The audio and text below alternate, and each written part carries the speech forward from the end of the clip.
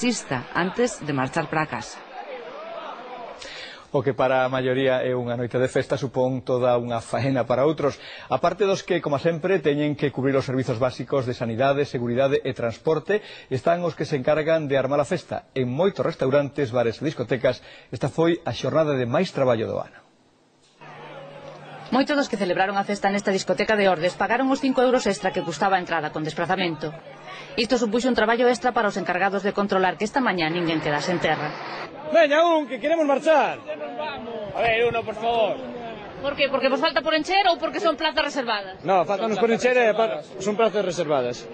Pois ahora mismo tenemos 70 en este autobús, pero de Coruña 11 autobuses. Este é algo tradicional todos os anos xa de ano novo.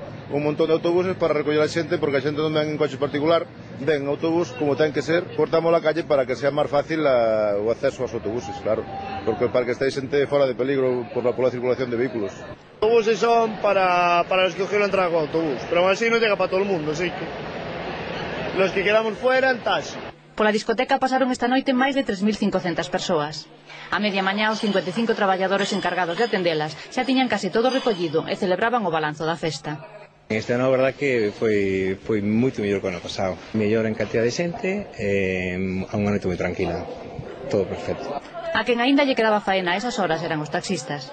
En Ordes son unha ducia e todos traballan hoxe, pero non daban abasto para levar a xente a dormir ou a seguir